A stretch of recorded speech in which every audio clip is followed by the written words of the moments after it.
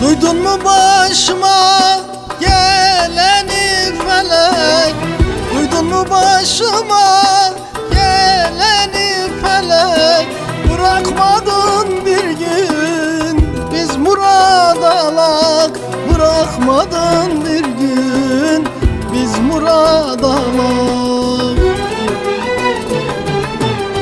Böyle bir acıya dayanmaz yürek, böyle bir acıya dayanmaz yürek. Yansın Antep yansın, yansın ha yansın, bu gönül bu derde nasıl dayansın? Yansın Maraş yansın, yansın kül olsun, bu gönül bu derde nasıl dayansın?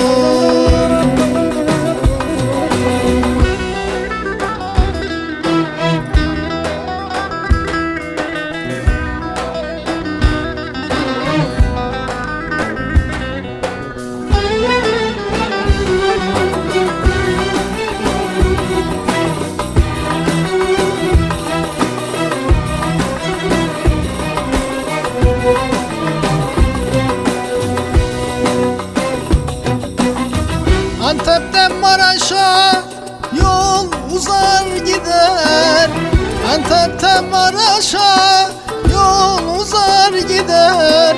Çöktü başımıza lele gitmiyor keder, çöktü başımıza gitmiyor keder.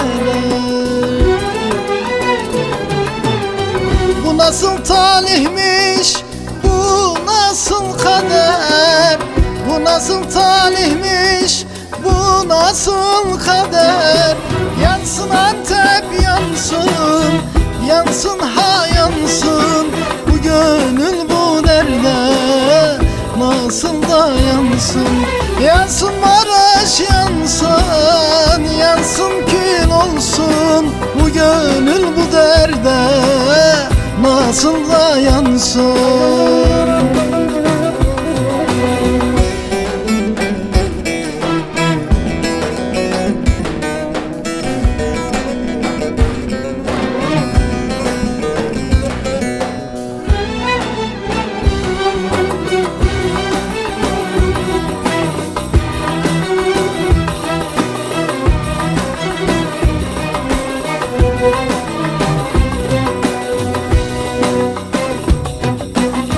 Terk edip gidiyorum Antep elini, terk edip gidiyorum Antep elini. Kesemedim ayrılığın yelini, kesemedim ayrılığın yelini.